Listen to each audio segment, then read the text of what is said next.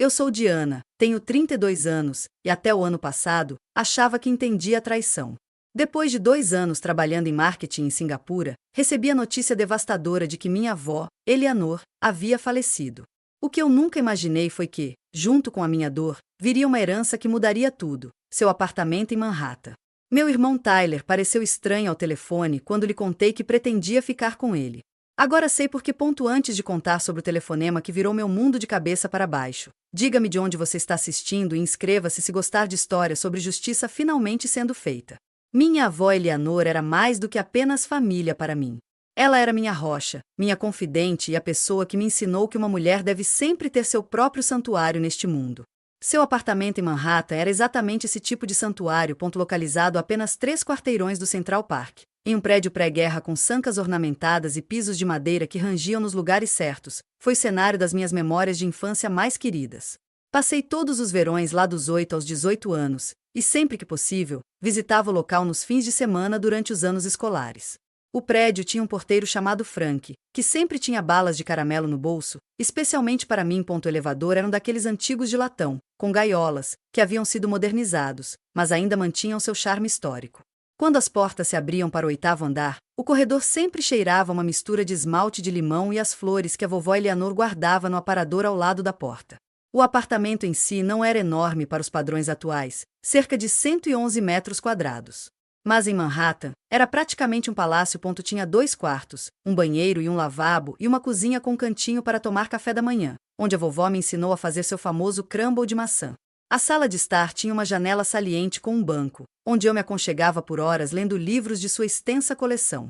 Daquele lugar, era possível avistar um pedacinho do Central Park ao longe, especialmente bonito no outono, quando as folhas mudavam de cor. O que tornava o lugar verdadeiramente especial não era apenas a localização ou as características arquitetônicas, mas as camadas de história que ele continha.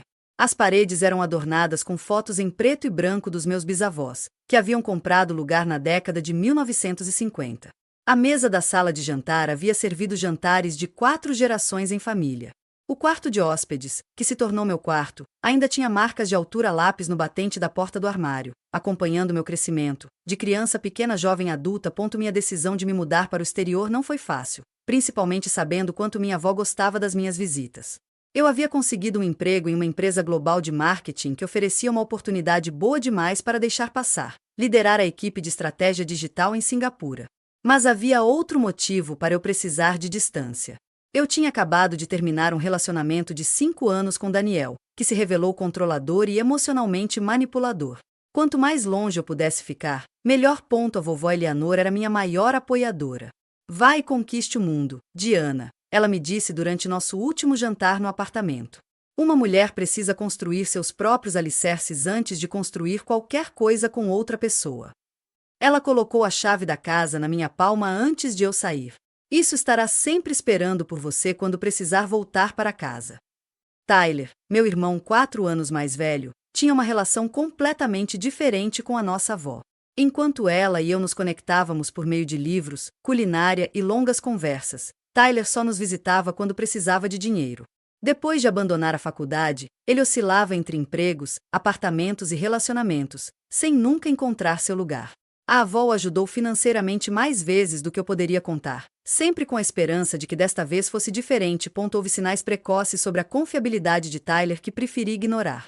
Pequenas coisas desapareciam do apartamento da vovó após suas visitas, itens que ele mais tarde alegaria que ela lhe dera.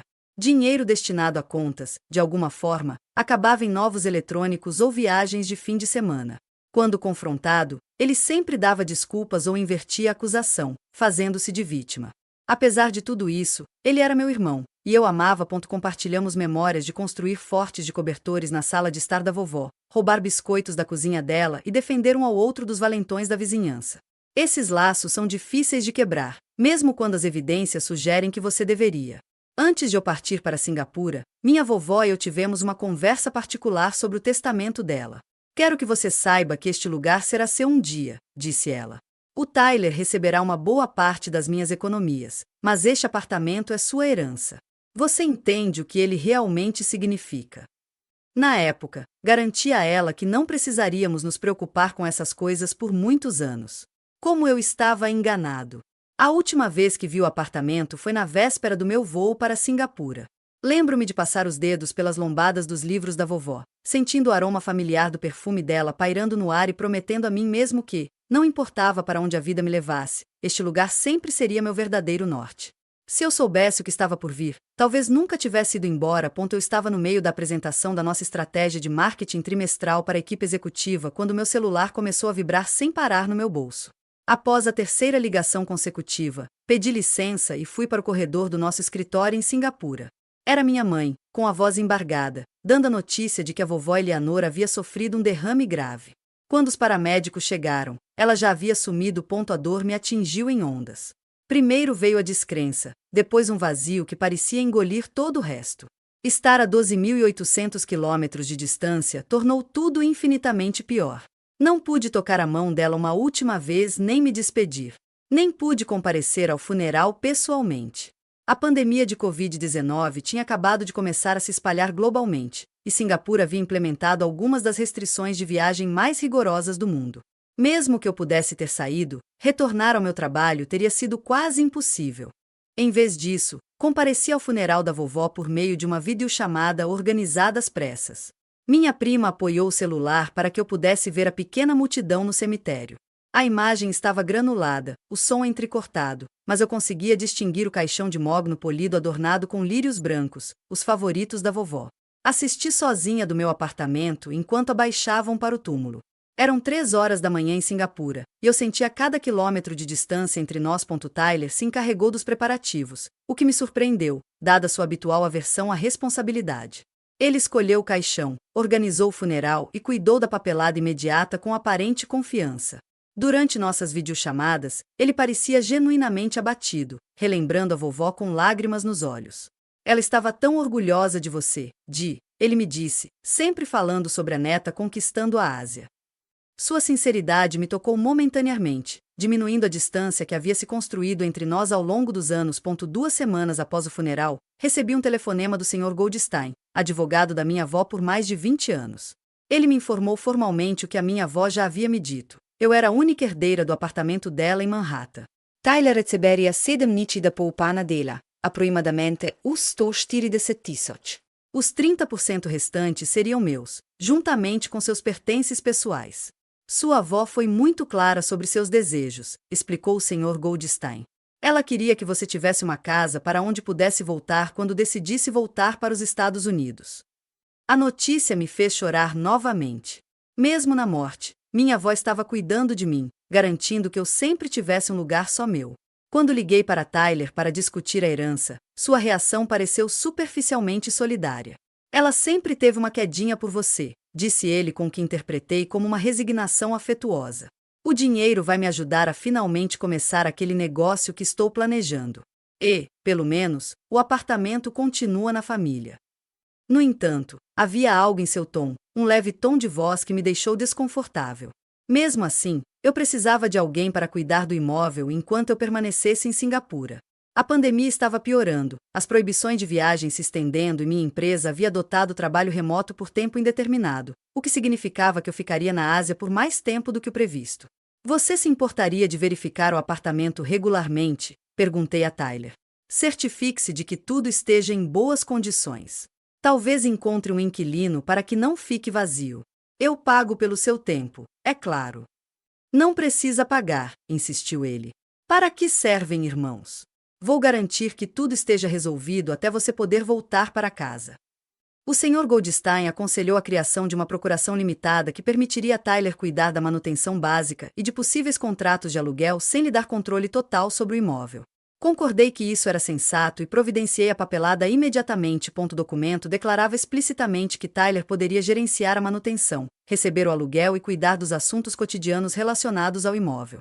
Excluía especificamente a autorização para vender, transferir a propriedade ou contrair empréstimos com garantia do imóvel.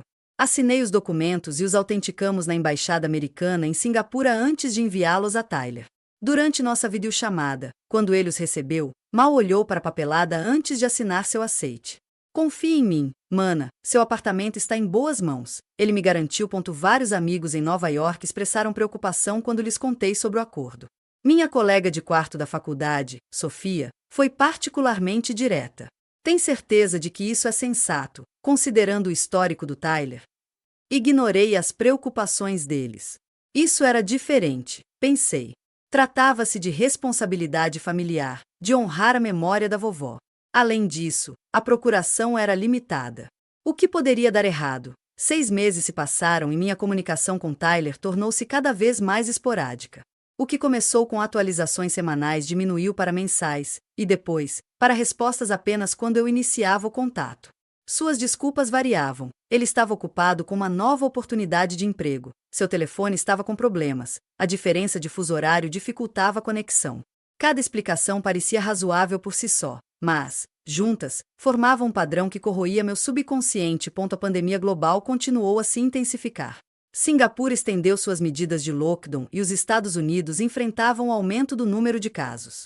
Qualquer esperança que eu tivesse de retornar a Nova York em um futuro próximo se evaporou, pois as fronteiras permaneceram rigorosamente controladas e as viagens internacionais se tornaram quase impossíveis. Meu apartamento em Manhattan parecia mais distante do que nunca. As questões financeiras relativas à propriedade tornaram-se igualmente distantes e nebulosas. Segundo Tyler, ele havia encontrado inquilinos 3 meses após o falecimento da avó, um jovem casal de profissionais liberais que assinou um contrato de aluguel de 1 ano. O aluguel mensal de $2.700 parecia razoável para a localização, embora ligeiramente abaixo do valor de mercado. Tyler explicou que havia oferecido um desconto para garantir inquilinos confiáveis rapidamente. No início, os pagamentos do aluguel chegavam prontamente à minha conta. Depois, começaram a chegar em parcelas, com Tyler citando custos inesperados de manutenção como motivo das deduções. Quando solicitei recibos detalhados dessas despesas, suas respostas foram vagas. O prédio precisava de reparos no encanamento. A geladeira havia quebrado e precisava ser substituída. O piso de madeira precisava de acabamento após danos causados pela água. Esses prédios antigos são um poço de dinheiro, reclamou ele durante uma de nossas ligações. Toda vez que uma coisa é consertada, outra quebra. As despesas que ele descreveu eram plausíveis para um prédio antigo de Manhattan, mas algo na frequência e no cronograma parecia estranho. Então, chegou uma mensagem de Laurel, uma ex-colega de trabalho que morava a vários quarteirões do prédio da minha avó. Passei na sua casa ontem, dizia a mensagem. Vi algumas pessoas carregando móveis que pareciam antiguidades da sua avó. Você está vendendo? Quando liguei para Tyler sobre isso, ele descartou imediatamente. Provavelmente são só os inquilinos reorganizando as coisas, disse ele. Ou talvez o prédio estivesse fazendo manutenção em outra unidade. Laurel provavelmente pegou o apartamento errado. Não convencida, entrei em contato com a senhora Bernatia, a vizinha idosa que morava ao lado da minha avó há mais de 30 anos. A filha dela atendeu o telefone, explicando que a senhora Bernatia havia se mudado para uma casa de repouso durante a pandemia por motivos de segurança. Ela não visitava o prédio há meses. Em seguida, tentei entrar em contato com Rosa, a governanta que limpava a casa da minha avó quinzenalmente há uma década. O número dela estava desligado. Quando mencionei isso a Tyler, ele disse que Rosa havia retornado ao seu país de origem quando a pandemia começou. Liguei para minha mãe, esperando que ela tivesse mais informações ou que pudesse visitar o apartamento pessoalmente. Sua resposta foi estranhamente evasiva. Acho que o Tyler tem tudo sob controle, querida. Você sabe como ele sempre quis provar seu valor. Vamos dar a ele uma chance de assumir essa responsabilidade. Quando insisti mais, ela mudou de assunto, perguntando sobre meu trabalho e minha vida em Singapura. Cada vez mais inquieto, decidi contratar a Atlas Property Management, empresa especializada em serviços para proprietários ausentes, para realizar uma vistoria. Não contei a Tyler, pois queria uma avaliação imparcial da situação. 2 dias depois, recebi um e-mail preocupante da Atlas. Nosso inspetor não conseguiu acessar o imóvel. O porteiro nos informou que havia recebido instruções para não permitir a entrada de ninguém sem autorização prévia do proprietário, identificado como Tyler Sullivan. O e-mail concluía com: além disso, notamos que uma placa de vende-se pelo proprietário havia sido removida recentemente do diretório do prédio, de acordo com o porteiro. Meu coração disparou quando liguei imediatamente para Tyler, que atendeu ao 6º toque. Quando perguntei sobre a tentativa frustrada da administradora de imóveis de entrar, ele pareceu irritado. Um estranho aparece dizendo que você o enviou. Claro, eles não foram autorizados a entrar. Isso é segurança básica. E a placa de vende-se que o porteiro mencionou? Perguntei. A explicação de Tyler veio rápida demais. Uma das outras unidades do prédio está à venda. O porteiro deve ter confundido o apartamento sobre o qual estava perguntando. Então por que você não me dá os contatos dos inquilinos? Perguntei. Gostaria de falar com eles diretamente. Eles são pessoas muito reservadas, insistiu ele. Parte do nosso acordo era a mínima interferência do proprietário. Se você começar a ligar para eles do nada, eles podem rescindir o contrato. Depois daquela conversa, não consegui dormir. Tudo indicava que algo estava seriamente errado. No entanto, eu não tinha provas concretas. Na manhã seguinte, liguei para o Sr. Goldstein, expondo minhas preocupações e pedindo seu conselho. Sugiro que façamos uma investigação discreta, disse ele, sério. Conheço uma advogada imobiliária no meu escritório que é especialista em fraudes imobiliárias. Deixe-me pedir que ela investigue isso. Foi o início do que se tornaria a traição mais chocante da minha vida. O e-mail de Jessica Winters, a advogada imobiliária que o Sr. Goldstein havia recomendado, chegou 3 semanas depois com um assunto que me embrulhou o estômago. Urgente. Resultados da investigação de propriedade de imóvel. Com as mãos trêmulas, abri-o no meu apartamento em Singapura, com o amanhecer tropical mal nascendo do lado de fora da minha janela. Senhorita Sullivan, começava formalmente, nossa investigação revelou informações perturbadoras sobre o imóvel na Rua 73 Oeste, 321, apartamento 8C. De acordo com os registros arquivados no Departamento de Finanças da cidade de Nova York, o imóvel foi vendido há 3 meses para Lux Urban Developments LLC por $1,7 milhão. Li o parágrafo 3 vezes, sem conseguir processar as palavras. Vendido. O apartamento da minha avó, minha herança, minha casa, havia sido vendido sem meu conhecimento ou consentimento. A sala parecia girar ao meu redor enquanto eu continuava lendo. O preço de venda está significativamente abaixo do valor de mercado atual, que nossos avaliadores estimam em aproximadamente $2,4 milhões, indicando uma subavaliação de 30%, escreveu Jessica. Obtivemos cópias da documentação da venda, que anexei a este e-mail. Você notará que elas parecem conter sua assinatura, autenticada por um Thomas Reynolds em Manhattan. Com o medo se espalhando por mim como água gelada, abri os anexos. Lá estavam, página após página de documentos legais transferindo a propriedade do apartamento da minha avó, todos com o que parecia ser a minha assinatura. Mas eu nunca havia assinado aqueles papéis. Eu nunca os tinha visto antes. A autenticação em cartório era datada de 14 de fevereiro, data em que estive em um retiro estratégico de um dia inteiro com minha equipe em Singapura, a 14.000 quilômetros de Nova York. Eu tinha as fotos, os registros de presença e os dados com carimbo de data-hora para comprovar ponto enquanto eu folheava os documentos. Horrorizada, notei outra coisa. As assinaturas, embora semelhantes à minha, continham diferenças sutis. A alça do meu D estava muito arredondada. O T cruzado no meu sobrenome estava muito alto. Alguém havia falsificado minha assinatura, e não muito bem. Liguei imediatamente para Jessica, apesar da diferença de fuso horário de 12 horas, o que significava que era noite em Nova York. Ela atendeu no segundo toque. Eu nunca assinei esses documentos, respondi, com a voz trêmula. Estou em Singapura desde antes da pandemia. Não tenho a mínima chance de comparecer perante um tabelião em Manhattan. Eu suspeitava disso, respondeu Jessica calmamente. É por isso que já comecei a construir um caso. A boa notícia, se é que podemos chamar assim, é que quem fez isso cometeu vários erros cruciais. Que tipo de erros? Perguntei. Primeiro, a procuração que você deu ao seu irmão excluía especificamente a autoridade para vender o imóvel. Limitava-se apenas à manutenção e à administração do aluguel. Mesmo que ele acreditasse estar agindo em seu nome, não tinha o direito legal de vender, explicou ela. Senti uma ponta de gratidão pelo Sr. Goldstein por insistir nessa limitação. Segundo, a falsificação em si é comprovável. Podemos facilmente estabelecer que você não estava nos Estados Unidos na data em que os documentos afirmam que você compareceu perante o tabelião. E terceiro, continuou Jessica, o próprio tabelião é problemático. Descobrimos que Thomas Reynolds autentica várias transferências de propriedade questionáveis no ano passado. Ele está atualmente sob investigação do Conselho Estadual de Licenciamento. Então, o que acontece agora? Perguntei. Com a mente a mil, entraremos com uma ação judicial imediata para invalidar a venda e recuperar o imóvel.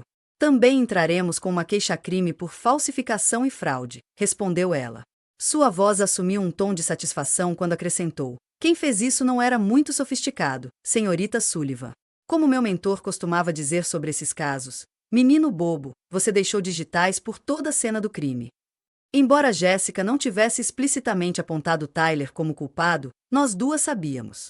Meu próprio irmão havia roubado minha herança e a vendido sem que eu percebesse. A traição me atingiu tão profundamente que mal conseguia respirar. E a empresa que comprou o imóvel? Perguntei. O que acontece com eles? A Lux Urban Developments alegará que foi um comprador de boa-fé sem conhecimento da fraude, explicou Jessica. No entanto, o preço significativamente abaixo do mercado deveria ter levantado suspeitas. Além disso, uma diligência adequada exigiria a verificação dos limites da procuração. Temos um forte argumento para anular a venda por completo. Fiz a pergunta que não saía da minha cabeça desde que abri o e-mail dela. O dinheiro da venda, para onde foi?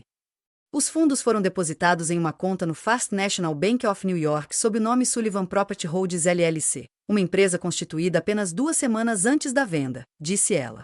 Fez uma pausa. Entramos com um pedido de liminar para congelar essa conta. Mas devo preveni-los, há uma forte possibilidade de o dinheiro já ter sumido. Quando nossa ligação terminou, fiquei sentada em silêncio, atordoado, observando o nascer do sol sobre o horizonte de Singapura. A casa que pertencia à minha família há gerações, o lugar para onde eu planejava retornar, havia sido roubada pelo meu próprio irmão. Pior ainda, ele provavelmente a havia vendido por uma fração do seu valor na pressa de lucrar. Meu telefone tocou novamente. Era o Tyler. Deixei a ligação de Tyler cair na caixa postal, precisando de um tempo para me recompor. Minhas mãos ainda tremiam com uma mistura de raiva e desgosto. Não era um estranho que me havia prejudicado. Era meu irmão, meu sangue, alguém que construíra castelos de areia comigo nas férias da infância e me ajudara a me mudar para meu primeiro apartamento. Como ele pôde fazer isso? 5 minutos depois, meu celular apitou com uma mensagem dele. Ótimas notícias sobre o seu investimento. Me ligue o mais breve possível. Investimento? Seria essa a sua desculpa? Ele estava planejando fingir que havia investido o dinheiro da venda da minha casa em vez de admitir que a havia roubado? A audácia era de tirar o fôlego. Em vez de ligar imediatamente, segui o conselho da Jéssica e baixei um aplicativo de gravação de chamadas. Se Tyler ia mentir para mim, eu queria provas.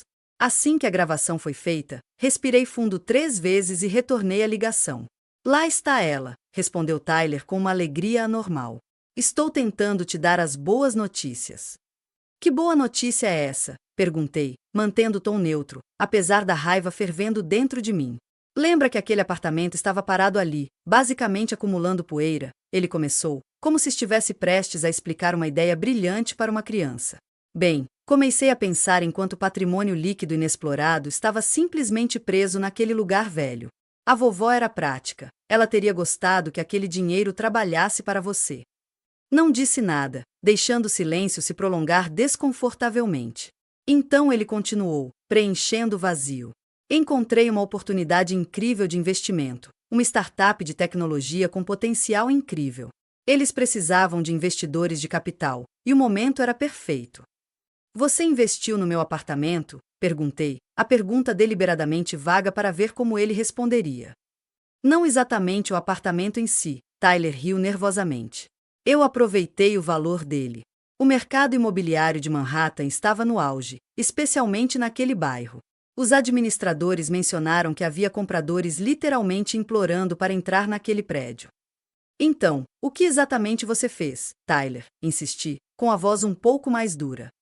Vendi o apartamento, declarou ele, como se anunciasse que tinha ganhado um prêmio. E consegui um preço incrível, considerando tudo.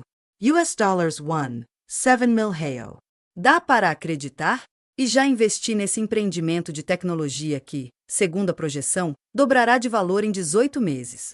Você vai me agradecer quando estiver sentado sobre $3,4 milhões em vez de um apartamento antigo.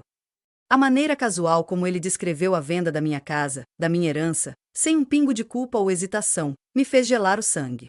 Na cabeça dele, ele não tinha feito nada de errado. Talvez até acreditasse que tinha me feito um favor. Isso é fascinante, eu disse, lutando para manter a voz firme. Conte-me mais sobre esse investimento. Qual o nome da empresa? Quem a administra? Tyler começou com uma descrição vaga, cheia de jargões tecnológicos e promessas de produtos revolucionários, mas notavelmente ausente de nomes específicos, datas ou detalhes verificáveis. Enquanto falava, pude ouvir um ruído de fundo sugerindo que ele estava em um bar ou restaurante. Ele já estava gastando meu dinheiro. Parece impressionante, interrompi quando ele fez uma pausa para respirar. E a papelada para esse investimento? Você tem tudo documentado, eu presumo. Algo tão significativo deve ter uma boa quantidade de papelada. Claro, ele me garantiu rapidamente. Tudo está totalmente correto. Tenho todos os documentos sãos e salvos.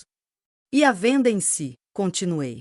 Estou curioso para saber como isso funcionou, já que não me lembro de ter assinado nenhum documento de venda em Singapura. Houve uma breve pausa. Tudo isso foi resolvido através da procuração que você me deu, disse ele. Procedimento perfeitamente padrão. O advogado imobiliário disse que isso acontece o tempo todo com proprietários estrangeiros. Decidi que era hora de cair na armadilha. Interessante, porque eu estava olhando para aquela procuração hoje. Aquela que declara especificamente que você não tem autoridade para vender o imóvel em nenhuma circunstância. O silêncio do outro lado da linha era ensurdecedor. Tyler, eu disse baixinho, o que você fez com a minha assinatura? Não sei do que você está falando, ele gaguejou. O advogado disse que tudo era completamente legal. Que advogado era esse? Porque certamente não foi o Sr. Goldstein, e não foi o advogado imobiliário que contratei ontem que descobriu a venda fraudulenta. Deixei isso penetrar na minha mente antes de continuar.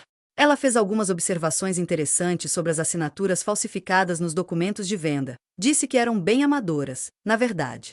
Chamou quem fez isso de menino bobo que deixou digitais por toda parte. Eu podia ouvir a respiração de Tyler acelerada do outro lado da linha. Diana, escuta. Você não entende a oportunidade aqui. Este investimento vai render muito. Muito mais do que aquele apartamento antigo jamais valeu. Cadê o dinheiro, Tyler? Perguntei sem rodeios. Outra pausa. Está investido, como eu te disse. Todos os 1,7 milhão de dólares, insisti. Bem, não tudo, ele admitiu. Havia taxas, custos de fechamento, e eu precisava quitar algumas dívidas primeiro para melhorar meu score de crédito para o empreendimento. Mas a maior parte está funcionando para você agora. Eu prometo. Quanto resta, Tyler? Minha voz estava gelada. Cerca de 400 mil, ele finalmente admitiu. Mas está crescendo a cada dia. Mais de 75% da minha herança se foi, provavelmente desperdiçada em dívidas, compras por impulso ou problemas com jogos de azar que meu irmão havia acumulado. Eu me sentia fisicamente mal. Sabe qual é a parte mais idiota de tudo isso, Tyler? Mesmo se você tivesse me pedido, eu provavelmente teria te ajudado financeiramente. É o que a família faz. Mas você escolheu me roubar. Eu não roubei nada, retrucou Tyler, com um tom de repente defensivo e raivoso. Eu estava consertando as coisas.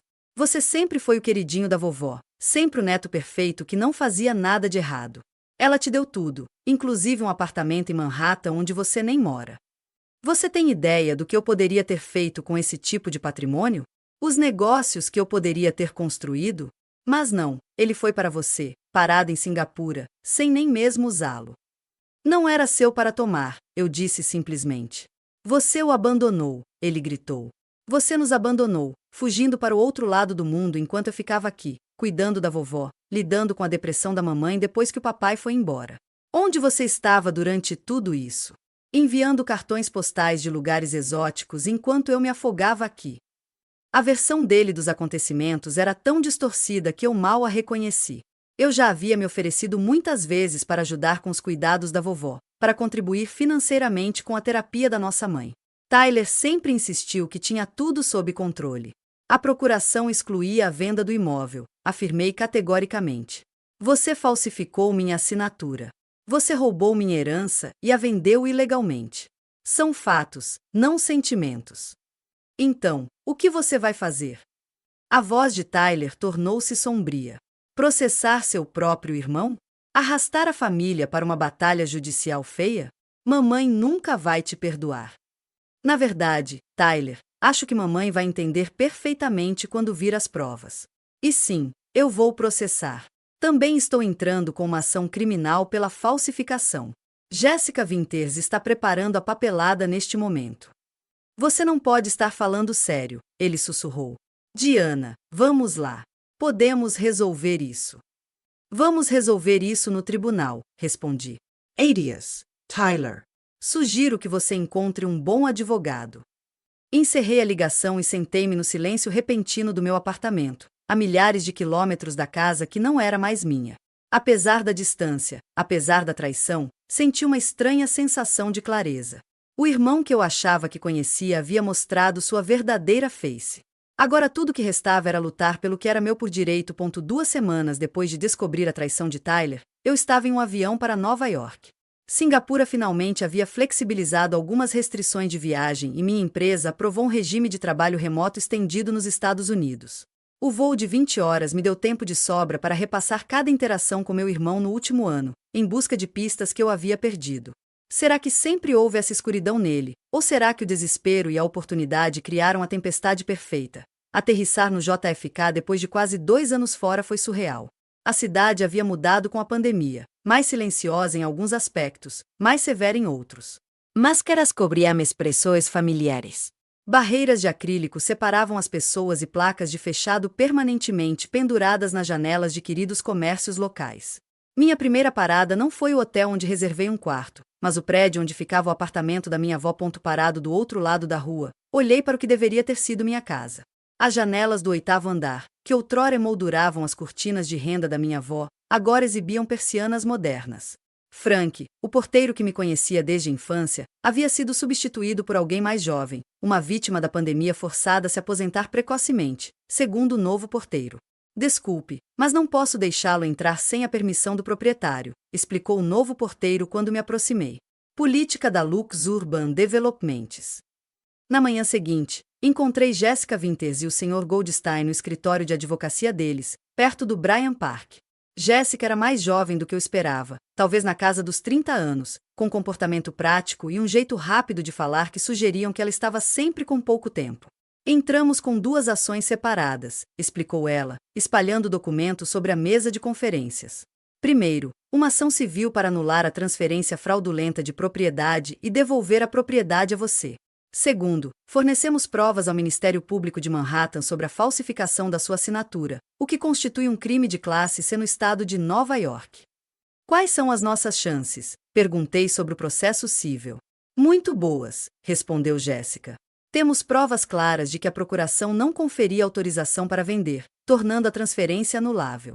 Podemos provar que você não estava em Nova York quando os documentos afirmam que você compareceu perante o tabelião, e a subvalorização significativa do imóvel sugere potencial conluio ou fraude. O Sr. Goldstein, que havia permanecido em silêncio, finalmente falou. O processo criminal está nas mãos do promotor público agora, mas as provas são convincentes. Falsificações dessa magnitude são levadas muito a sério. E quanto à empresa que comprou o imóvel? Perguntei. Lux Urban Development, disse Jessica, com a expressão sombria. Eles alegam ser compradores inocentes, mas nossa investigação sugere o contrário. A empresa foi formada há apenas 6 meses, com pouquíssima informação pública sobre seus diretores. A velocidade da transação e o preço abaixo do mercado levantam suspeitas. Acreditamos que possa haver uma conexão entre eles e o tabelião que certificou falsamente sua assinatura. Eles já começaram as reformas, continuou ela. Pelo que apuramos, estão transformando o apartamento em uma unidade de luxo para vender por um valor significativamente maior do que pagaram. Entramos com um pedido de liminar para interromper a construção enquanto nosso caso prossegue. Como previsto, a Lux Urban Development reagiu agressivamente. Sua equipe jurídica, de um dos escritórios mais prestigiados de Manhattan, alegou que eles haviam adquirido o imóvel de boa-fé, com base em documentos devidamente autenticados. Alegaram que qualquer disputa era entre mim e Tyler, e não entre eles como compradores inocentes. O juiz concedeu uma liminar suspendendo as reformas, mas permitiu que a Lux mantivesse a posse durante o processo. Nossa primeira audiência judicial foi marcada para 6 semanas depois. Durante esse tempo, mudei-me para um pequeno subaluguel em Chelsea e tentei reconstruir alguma aparência de vida normal enquanto trabalhava remotamente. Minha mãe, que inicialmente relutara em aceitar a culpa de Tyler, mudou de posição depois de ver os documentos falsificados e ouvir a ligação gravada. Eu sempre inventava desculpas para ele, admitiu durante um almoço emocionado. Quando coisas desapareciam da minha bolsa, quando o dinheiro desaparecia da minha conta, eu dizia a mim mesma que ele estava apenas com dificuldades, que isso ia passar. Ela estendeu a mão por cima da mesa para apertar a minha. Sinto muito, Diana. Eu deveria ter previsto isso. Tyler, por sua vez, praticamente desapareceu. Segundo minha mãe, ele havia se mudado do apartamento sem deixar endereço. Suas contas nas redes sociais ficaram inativas. A única comunicação veio por meio de seu advogado, um defensor público chamado Craig Martinez, que entrou em contato para discutir um possível acordo. Ele está oferecendo $100 mil, Jéssica me informou após falar com Martinez, além de um pedido formal de desculpas e um acordo para testemunhar sobre o envolvimento do tabelião em troca da retirada das acusações criminais. R$100 mil por um imóvel que vale R$2,4 milhões, ri amargamente. Isso é um insulto. E de onde supostamente vem esse dinheiro, já que ele está alegando indigente para o seu defensor público? Aparentemente, da sua mãe, disse Jéssica gentilmente. Ela se ofereceu para fazer um empréstimo com garantia hipotecária da casa dela para ajudar a resolver isso. A revelação pareceu mais uma traição. De jeito nenhum, respondi com firmeza. Não vou deixar a mamãe falir para limpar a bagunça do Tyler. Continuaremos com os 2 casos conforme planejado. Nosso primeiro dia no tribunal chegou em uma terça-feira chuvosa de outubro. O tribunal estava praticamente vazio devido às restrições da pandemia, com apenas os participantes essenciais presentes. Tyler estava sentado à mesa do réu, parecendo mais magro do que eu me lembrava, com cabelo normalmente penteado, crescido e despenteado. Ele evitou meu olhar enquanto eu me sentava ao lado de Jéssica, juíza, uma mulher austera na casa dos 60 anos, com óculos de leitura na ponta do nariz, examinou os documentos antes de se dirigir ao tribunal. Este é um verdadeiro drama familiar, comentou secamente. Vamos começar com a procuração, que parece estar no cerne desta disputa. Nossa equipe jurídica apresentou a procuração limitada que eu havia concedido a Tyler, destacando a exclusão específica de qualquer autorização para vender o imóvel. O advogado de Tyler argumentou que o documento era ambíguo e poderia ser razoavelmente interpretado como incluindo a autorização de venda sob as disposições de gestão. A juíza não se convenceu. Esta linguagem é cristalina, afirmou ela, dando um tapinha no documento. Nenhuma pessoa razoável poderia interpretar excluir expressamente a autorização para vender como permissão para vender. Em seguida, vieram as provas de falsificação. Jéssica chamou um especialista em caligrafia que demonstrou metodicamente as discrepâncias entre minha assinatura real e as falsificações nos documentos de venda. Ele apontou pontos de pressão, formações de letras e padrões de espaçamento distintos que eram inconsistentes com minhas assinaturas autênticas. Na minha opinião profissional, concluiu, essas assinaturas eram tentativas de simulação da assinatura genuína da senhorita Sullivan, criadas por alguém com acesso às suas assinaturas anteriores, mas sem a memória muscular natural para reproduzi-las com precisão. O depoimento mais contundente veio do tabelião, Thomas Reynolds. Diante de suas próprias acusações criminais em potencial, ele concordou em cooperar em troca de clemência. Reynolds admitiu que nunca me conheceu pessoalmente, apesar de certificar que eu havia comparecido perante ele para assinar os documentos. O Sr. Sullivan trouxe os papéis já assinados, testemunhou Reynolds, nervoso. Ele disse que a irmã dele estava no exterior e não pôde comparecer pessoalmente devido às restrições da Covid, mas assinou antes de partir. Mesmo assim, ele me pagou $500 em dinheiro para autenticar os documentos. Enquanto Reynolds falava, observei Tyler afundar-se na cadeira. Seu advogado sussurrou-lhe com urgência, mas Tyler apenas balançou a cabeça, com a derrota evidente em sua postura.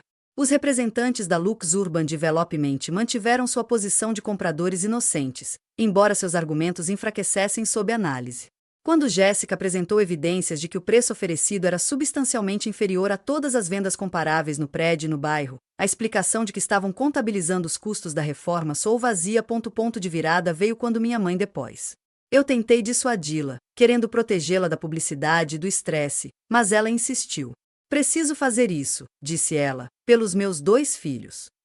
Sob juramento, ela descreveu o histórico de responsabilidade financeira de Tyler, seu uso anterior não autorizado de cartões de crédito de familiares e seu padrão crescente de mentiras.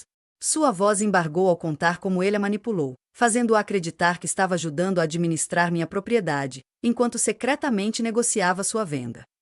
Eu amo meu filho, concluiu ela, olhando diretamente para Tyler pela primeira vez desde que entrará no tribunal, mas ele precisa enfrentar as consequências de seus atos se quiser mudar de ideia. A juíza levou apenas 2 dias para proferir sua decisão. Ela invalidou a venda por completo, ordenando que o imóvel fosse devolvido à minha posse. A Lux Urban Development precisaria mover uma ação separada contra Tyler pelos prejuízos sofridos. Além disso, ela encaminhou as provas de falsificação ao promotor público, recomendando a instauração de processo.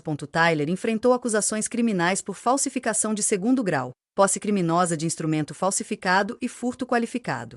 No fim das contas, ele aceitou um acordo judicial, 18 meses de liberdade condicional, pagamentos de restituição e sessões obrigatórias de aconselhamento financeiro e terapia. Os $400 mil restantes da venda foram congelados e depois devolvidos a mim, embora o restante tivesse sido gasto, exatamente como eu temia. Tyler me pagaria por décadas, se algum dia pudesse. Quanto ao condomínio em si, a retomada da posse levou mais 4 meses de disputas judiciais. A Lux Urban Development recorreu da decisão, entrou com reconvenções e, de modo geral, fez todo o possível para adiar a entrega do imóvel que havia sido parcialmente reformado. Por fim, enfrentando crescentes custos legais e publicidade negativa, eles chegaram a um acordo, devolvendo o condomínio em troca do reembolso dos custos documentados da reforma, uma fração do que esperavam lucrar. 18 meses depois de saber da traição de Tyler, finalmente consegui as chaves do apartamento da minha avó novamente. Meu lar, minha herança, meu santuário. Parada no hall de entrada do apartamento da minha avó, agora legalmente meu novamente, mal reconheci o espaço. A Lux Urban Development havia destruído grande parte do interior, substituindo a estética aconchegante e habitada por um modernismo frio. Os pisos de madeira vintage agora eram de tábuas de madeira cinza. As sancas e os detalhes arquitetônicos haviam sido removidos para um visual mais limpo. A cozinha, onde a vovó me ensinara a assar, era agora um showroom aberto com bancadas em cascata e eletrodomésticos que exigiam um manual para operar. Passei os dedos pelas novas superfícies elegantes, lamentando a perda da história. As marcas de lápis marcando minha altura no armário do quarto de hóspedes, a pequena lasca no azulejo do banheiro de quando deixei cair o espelho de mão antigo da vovó, o rangido específico na tábua do 3º andar da janela que sempre anunciava minhas idas noturnas à cozinha, tudo apagado. Afundei no chão, com as costas contra uma parede que não continha mais as fotos familiares da família, e chorei por tudo que não podia ser recuperado. A vitória judicial parecia vazia diante de uma mudança tão irreversível. No entanto, com o passar das semanas, comecei a encontrar um novo significado naquele espaço. Talvez os vestígios físicos da memória tivessem desaparecido, mas a essência permanecia. Aquele ainda era o lar que minha avó queria que eu tivesse, ainda era a fundação que ela havia garantido que seria minha. Eu poderia honrá-la de forma diferente agora. A traição de Tyler deixou uma ferida que levaria mais tempo para cicatrizar do que qualquer disputa de propriedade. Ele havia sido condenado a 18 meses de liberdade condicional pelas acusações de falsificação e fraude, escapando por pouco da prisão graças à sua ficha limpa e à minha concordância relutante com o acordo judicial. O juiz o condenou a pagar uma restituição de $1,3 milhão, a diferença entre o preço de venda e o que havia sido recuperado. Era um valor mais simbólico do que prático. Com o cronograma de pagamento que ele podia arcar, levaria 70 anos para ser cumprido. Não nos falávamos diretamente desde o julgamento. Segundo minha mãe, ele havia se mudado para Ohio, encontrado trabalho na construtora de um amigo e estava participando das sessões de aconselhamento necessárias. Sua ausência deixou um vazio complexo, uma mistura de alívio e perda que eu ainda não estava pronta para desvendar. Minha mãe foi talvez quem mais sofreu nessa provação, dividida entre os 2 filhos em uma situação impossível. Eu falhei com vocês 2, ela me disse durante um dos nossos jantares semanais. Eu deveria ter percebido os problemas do Tyler antes, procurado ajuda para ele antes que chegasse a esse ponto. E eu deveria ter protegido você e sua herança melhor. Você não decepcionou ninguém, assegurei-lhe. O Tyler fez as próprias escolhas, e no final, você defendeu o que era certo, mesmo quando doía. Nosso relacionamento, na verdade, se fortaleceu durante a crise. Ela visitava o apartamento com frequência, ajudando-me a remodelá-lo gradualmente, transformando em algo que honrasse seu passado e, ao mesmo tempo, abraçasse um novo futuro. Depois de muita consideração, decidi não retornar a Singapura. Minha empresa me ofereceu uma vaga no escritório de Nova York, que aceitei com gratidão. Trabalhar remotamente durante o processo judicial me lembrou o quanto eu sentia falta de estar enraizada em um lugar, conectada à comunidade e à história. O estado parcialmente reformado do apartamento apresentou uma oportunidade inesperada. Em vez de tentar recriar o que havia sido perdido, decidi finalizar a reforma com propósito. O segundo quarto, antigo refúgio da minha infância, tornou-se um espaço de coworking para mulheres empreendedoras que precisavam de um ambiente profissional, mas não tinham condições de pagar o aluguel de escritórios em Manhattan. Chamei-o de quarto da Eleanor e o ofereci gratuitamente para 5 mulheres por vez, em rodízio. Sua avó teria adorado isso, disse minha mãe ao ver o espaço pronto. Ela sempre acreditou no apoio de mulheres a mulheres. A cura veio de maneiras inesperadas. A senhora Bernatia, vizinha de longa data da minha avó, voltou para o apartamento dela depois de receber a vacina contra a Covid. Embora frágil agora, sua memória permaneceu afiada, e nossos chás da tarde se tornaram uma conexão preciosa com o mundo da minha avó. Ela compartilhou histórias que eu nunca tinha ouvido, preenchendo pedaços da vida da minha avó que me ajudaram a sentir sua presença apesar do ambiente alterado. Frank, o antigo porteiro que me conhecia desde a infância, visitou-me num domingo, trazendo uma pequena caixa de lembranças que ele havia guardado ao longo dos anos. Entre elas, estava um cartão de Natal que minha avó havia escrito, mas nunca enviado durante seu último ano, endereçado a mim em Singapura. Minha querida Diana, dizia, lembre-se de que o lar não é apenas um lugar, mas um sentimento que você carrega dentro de si. Tenho muito orgulho da mulher que você se tornou. A traição de Tyler me ensinou lições dolorosas, mas necessárias, sobre confiança, vigilância e a importância da proteção legal. Se eu não tivesse limitado a procuração, se não tivesse contratado profissionais para investigar quando as coisas pareciam erradas, talvez nunca tivesse recuperado minha herança. A experiência me tornou mais cautelosa, certamente, mas não cínica. Em vez disso, esclareceu quais relacionamentos mereciam minha confiança e quais exigiam limites. 1 ano depois de recuperar o apartamento, recebi uma carta inesperada de Tyler. Não era um pedido de desculpas explícito, mas algo mais sutil, uma reflexão sobre os padrões que o levaram a me trair e o trabalho que ele estava fazendo para mudar esses padrões. Não espero perdão, escreveu ele. Mas quero que saiba que estou tentando me tornar alguém melhor, alguém digno de ser seu irmão novamente algum dia. Não respondi imediatamente. A confiança, uma vez quebrada tão completamente, não poderia ser restaurada com uma única carta. Mas também não a joguei fora. Alguns laços, mesmo quando severamente danificados, permanecem parte de quem somos. O tempo diria se os nossos poderiam ser recuperados de alguma forma. A maior lição de tudo isso veio da minha avó, embora ela não estivesse aqui para transmiti-la diretamente. Ao garantir especificamente que o apartamento seria meu, ao limitar o acesso de Tyler aos seus bens financeiros, ela demonstrou uma visão notável sobre a dinâmica da nossa família. Ela me protegeu da melhor forma possível, mesmo depois de sua partida. De pé junto ao assento da janela, onde eu lia por horas quando criança, agora reconstruído, mas em um estilo diferente. Muitas vezes penso na sabedoria que ela tentou transmitir. Uma mulher deve construir seus próprios alicerces primeiro, ela disse. Através dessa provação, fui forçada a defender esses alicerces, a lutar pelo que era meu por direito, e ao fazer isso descobri forças que eu nunca soube que possuía. Minha avó me deixou mais do que uma propriedade. Ela me deixou a compreensão de que proteger o que importa requer amor e vigilância, confiança e verificação.